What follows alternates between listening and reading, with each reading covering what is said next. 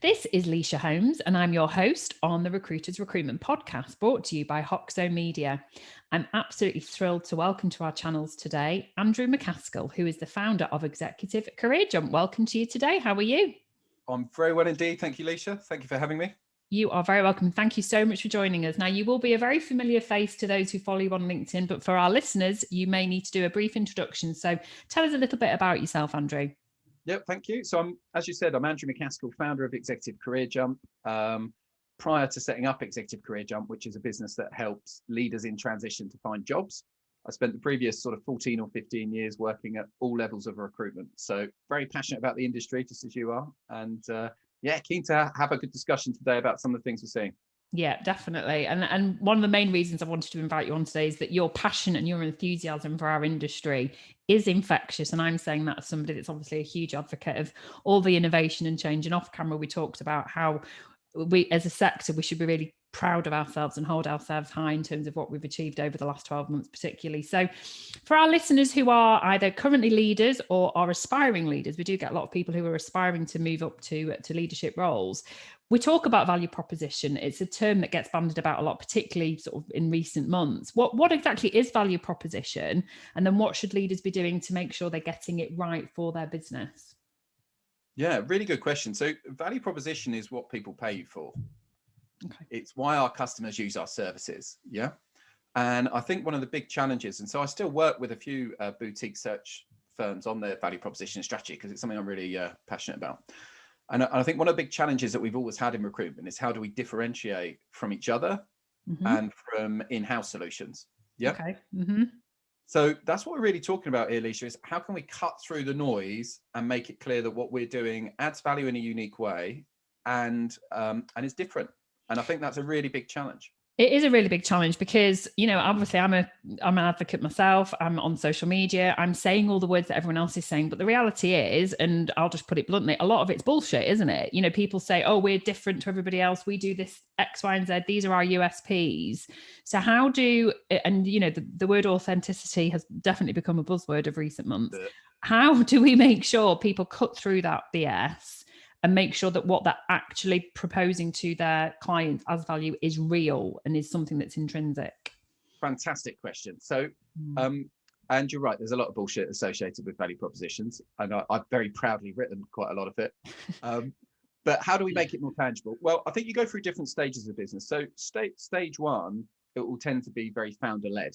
So the value proposition will be about that individual, as I'm sure your business is in many respects.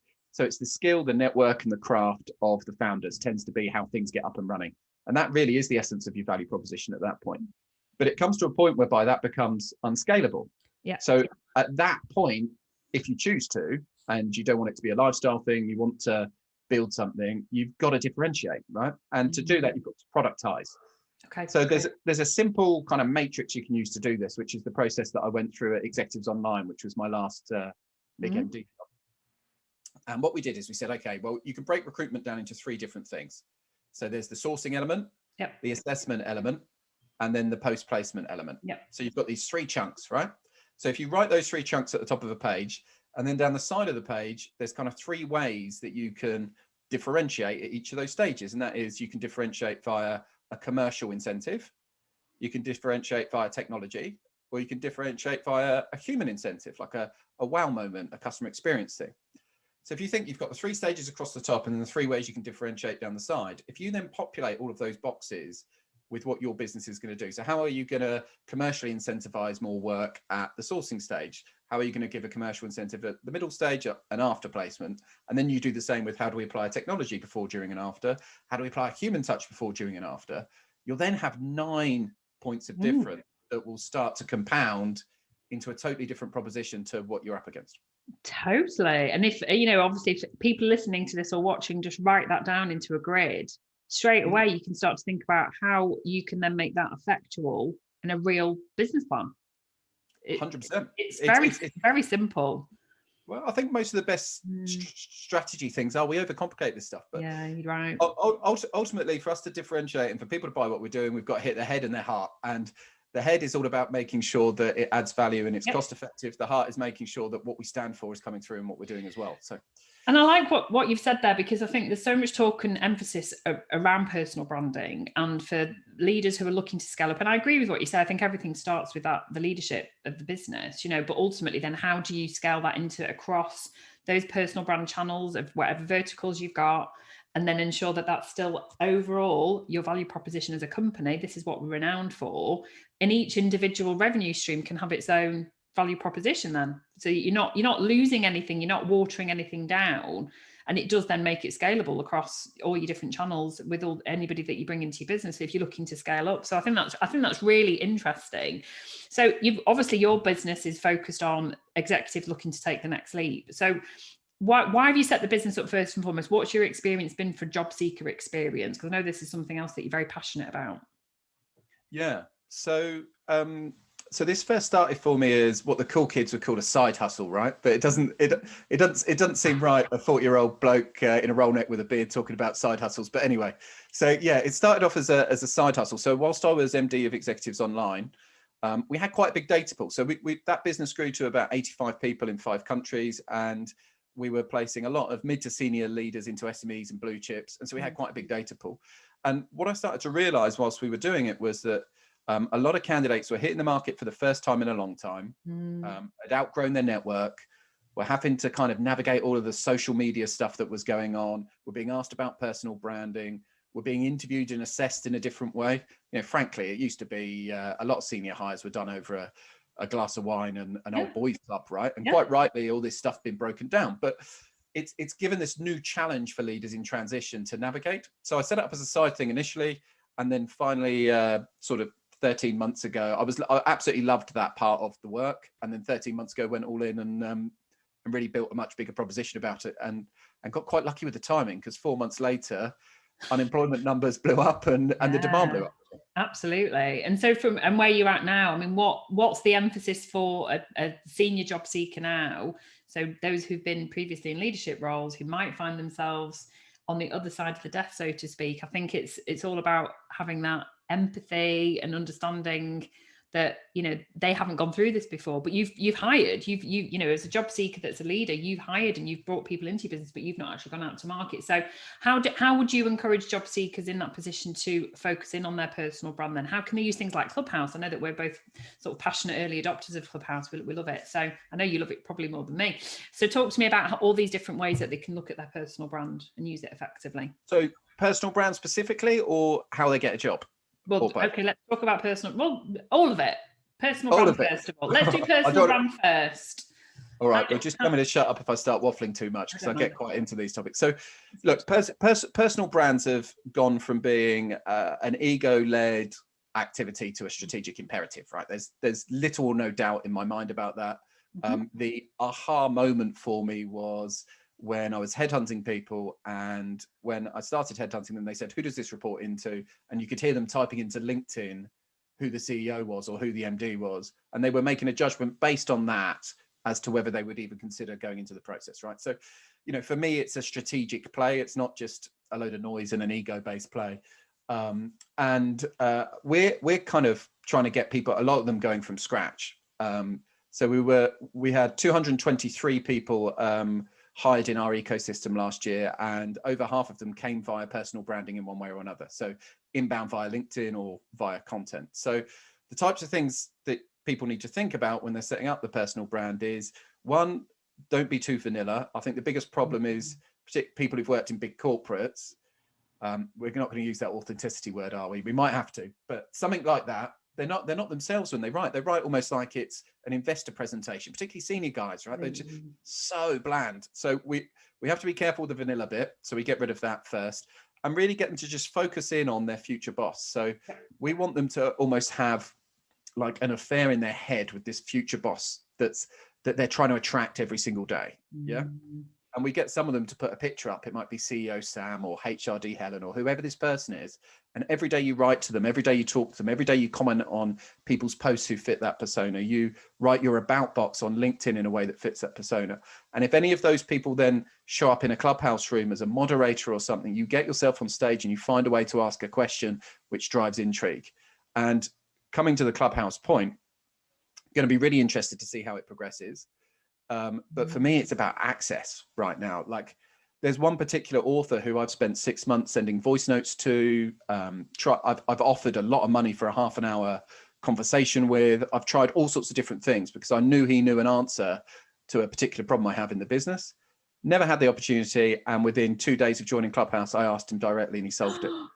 Oh, wow. On stage. You went on stage. Oh, I love that. That's that's not a reason to get on Clubhouse. There you go. So I'd offered him £1,000 for an hour to talk to me in writing before. And it cost you absolutely nothing on Clubhouse. Because I managed to get up on Clubhouse and direct it to him, and he gave me a brilliant answer as well. He gave me absolute clarity that I needed. So it's access, isn't it? Yeah, if you're on the job market, if you're running recruitment businesses, whatever you're doing, it's just access right now. It's amazing. Do you think that there are people potentially, and I'm not saying arrogantly, but if they've been in a position where they've, not had to look for a job before and they've held a position, leadership role, is there a reticence to try and do this and to think like a job seeker? Is that something that you will, are there any techniques or recommendations of how to overcome that reticence? Yes, it's a brilliant point. And ironically, a lot of these guys and girls are the ones who complain about millennials being entitled. Yeah. And there's some real entitlement issues. It's not I've never had to look for a job before. I've always just been offered opportunities. And there's definitely some of that. Ego's the enemy of your job search anyway. You've got to park your pride in ego. I know there's people, one of the things we do is get people straight out their comfort zone to put out a flare post, as we call it. Oh, okay. So flare as in shoot a flare up, not those dodgy jeans that we're used to wear. And a flare post is simply saying to your network, hi, this is an update on my career situation. I had a really good time where I was, but I'm now open to new opportunities. And that tends to be a bit of a push off Mount Comfortable to get people, getting a bit more vulnerable, a bit more open, updating their LinkedIn to show that they're available and making it clear that they're open to opportunity and they've got capacity for the first time in a while.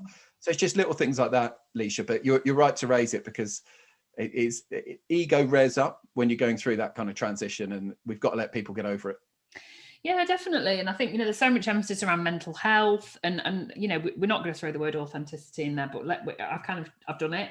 But vulnerability. And that's, I think in terms of the atmosphere on LinkedIn right now, there's actually never been a better time to show vulnerability. It's not a sign of weakness. It's actually a sign of strength.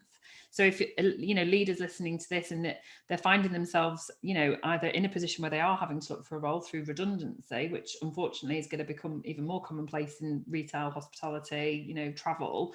But, those in the recruitment audience listening, maybe you are thinking about launching into your own business or going into a bigger job or moving overseas, whatever it is. And actually vulnerability, I think, has become a unique selling point now as a potential job seeker. I totally agree with you. Yeah, Brené Brown did a very good talk on vulnerability. I like that one. It's amazing TED talk on vulnerability. Brené Brown is just a legend anyway. I agree. I really like her vibe. You're very authentic in terms of how your content comes across, and having now spent some time with you before we got on here, you've managed to overcome that fear. How have you managed to do it, out of interest? Because I really don't give a shit what people think of me. Good and I don't know if that genuinely, I'm in my mid-40s, I'm divorced, single parent to 2 teenage girls, so it's a very real world that I'm living in. I started to share very open posts probably a couple of years before COVID actually even happened, through my sobriety, because I'm openly sober, which again in recruitment is still quite a rare thing to talk about. And I shared a story with Sean Anderson on his RAG podcast about my now ex-husband coming out as gay, and that's why our marriage of 18 years ended. So I think I've kind of reached a point in my life where I am who I am, and I celebrate other people. I hold other women up. I am just very straightforward. I don't complicate anything. I'm kind in my heart. So I think that I post content that I hope adds value, but it's just dead real and dead honest. And I think if everybody, because in recruitment, I just see what we do as recruiters, no matter what your role is, whether you're coaching executives or you're recruiting recruiters or whether you're placing cleaners, we have a privilege and an honor to take someone on a journey. And it's not about us and our ego. We're here to facilitate, we're here to help people and basically make their lives better. And I think that's what's changed for me personally over the last year, that I think it's no longer seen as kind of boho to say that. You can actually say that now, and that can be your unique selling point. So for me, it was never contrived to come across like that. I'm just being me. You don't really have to work at it. No, I don't really. Sometimes I have to maybe bite my lip a little bit. But I think that I love the fact that you said that earlier on about people shouldn't be vanilla. And I think people are so worried about what other people think that I'm not saying be totally controversial or put something out that's offensive. Gosh, I would never do that. But have an opinion. If you've earned the right to be in a certain position, you've got credibility, but you should have an opinion, because ultimately that's why people will trust you. Totally. And I've always tried to have a challenger brand. Right, like I feel good, and I'm in my most real state when I'm holding a mirror up to the bullshit that I believe exists in an industry, or really trying to call out things that don't sit well with me. And I think I've been lucky enough to get some good traction, because people know that that's exactly what I'd be saying to them over a pint in a pub. Like it's real, same as what you're doing is real. And we often it's worrying about what other people think and just playing safe. People do this when they're pitching for work in recruitment as well. I used to see a lot of my guys go into pitches, and it was like they're almost trying not to lose the pitch rather than trying to win it. And going out being real, you're not going to be for everybody, and that's totally cool, because you're qualifying out the people that you don't want to work with. So taking a genuine challenger position, or a far more authentic position in any kind of branding or sales exercise is going to work for you, I think. I think so. And, you can't be everything for everybody. People used to say to me, literally, we're going back even when I set the business up 15 years ago, if you find me on the playground or you sit me down in a boardroom, you will still get the same leisure. I'm not going to dress it up. I'm not going to dress it down. I'm just going to be me. And so to some people, I've often used the delicious analogy of Marmite, but to some people, that's like eating the devil's food. So I'm not trying to please everybody. And I think that's where the quality approach, and again, that's another, overused term, that quality, I choose who I want to do business with. And that's where you should be discerning as, for your client base, your executive job seekers who are finding themselves on the job market, just be discerning and have a quality approach, and don't be afraid to say no to things. And I think that's where maybe that comes with maturity and comes with life. I don't know. But I love the challenger term. I think that's, disruptor, I don't know what you want to call it, but, just think uniquely. We're all human beings, and we've all got a right to have our own likes and dislikes. You can't please everybody. You can't. And I think in recruitment in general, in sales, we're way too keen to please. Well, people pleasers though, aren't we? That's kind of what we do. But and I don't know, maybe this is me personally, because I've got two exceptionally independent thinking, true challenger daughters. I mean, God, they're total mini-me's in that way, that I'm always being kept on my toes. And it's not about trying to please anyone. And that's actually how I live my life. I think, what would I encourage my daughters to do? And that's, maybe just stop and think sometimes, am I doing the right thing for myself, or is it because that's what everyone expects of me? And maybe that's what I think's shifting on social media. I love your poster behind you. For anyone that's listening, Andrew's got "Let's Get to Work." So what's your predictions for 2021? With Clubhouse, nobody would have predicted that a year ago. So what's going to happen this year, do you think, in our sector? What's going to happen? Well, I think the salary shifts are going to be interesting, because as people get more used to remote work and hybrid work, then the talent pool for vacancies gets increased. So I think that's an interesting play. I think people need to get really smart in terms of positioning as well. So I worry for the middle. So any market, any middle market position in any sector is going to be tricky. So for example, Debenhams are struggling, gone, but John Lewis is fine and Primark's fine, right? Topshop's just gone off the high street, but Hugo Boss is no problem at all, and TK Maxx is flying. And the point is you can get really lost at Waitrose, Lidl, Sainsbury's is struggling, right? You can get really lost in that middle ground. So my worry from a recruitment point of view, or the opportunity, which is a more constructive way to think about it, is there will always be a need for high speed lower level recruitment help. And there Yep. will always be a need for high-end expertise, executive search help. But in that white collar mid-market, I think that's where the value proposition work needs to happen quickly, because that's what's going to get squeezed. It's already been squeezed in-house and all of that. But I think more and more middle ground positioning is going to be difficult for people. My prediction is that the recruiters who win will focus on assessment. So in the mind of the buyers right now, I think they feel like there's more talent on the market than there's ever been before. Yeah. And so the sourcing part of what recruiters do is less valued now than it was this time last year. But what they've got as a real pain point is, how the hell do we pick the winner? Yeah. So in your world, you put 4 potential recruiters in front of me. They're all good. They're all credible. But where I'm going to get tremendous value from Leisha is you helping me as the recruitment business owner pick the winner. Yeah. So if you're working on one thing right now to future-proof 2021, and my prediction is the people who win will be the ones who help their clients pick the winner. It'll be that assessment.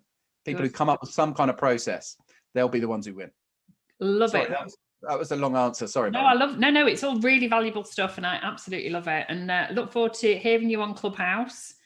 Are you doing any regular slots? Yeah, I've got a couple of regular slots going on. The job seekers, the senior job seekers that I'm after aren't on there really yet. So we've got in early, and we've got a couple of rooms going on. But as to your point, I'm going to encourage them to get on there, because that access to the market, right? Absolutely. Did you hear the Elon Musk interview? I did. That's yeah, it's incredible. Do you think they'll get a record function in it yet? Is that the plan? I don't know if they will. I think that's part. I think I like it, and I don't like it. I like it because it means that you can just go in, you can put your hand up in any room and it doesn't matter. You just got to throw yourself into it, don't you? But on the downside, I guess you don't have anything. Well, I mean, we could broadcast this live into Clubhouse now, couldn't we? We could log into the app and have our mics off and have the discussion and record it at the same time. So you could still do that, but I think that's part of it. And we spoke earlier about not being over keen or too needy with clients in order to drive sales. The Clubhouse model of everyone gets a couple of invites, it's invites only, they're keeping it really tight, like the way they're keeping it exclusive. I think as a recruitment business, that's how we need to be positioning ourselves. Like we should have a wait list of clients who want to deal with us because of our value proposition, and we come to them when we have capacity, not chasing down their ads or spraying CVs at them. Like we create demand, right? That's where we need to get to, that kind of sales and marketing mindset. I absolutely love it. It's a brilliant way to finish. Thank you so much for joining us today. I knew that you'd be. Thanks for having me. No, I really appreciate it. And to everyone that wants to follow Andrew, make sure you start following him on Clubhouse and LinkedIn as well. Thank you for all your positivity across your channels too. We really appreciate it. Andrew, thank you for having me. Cheers.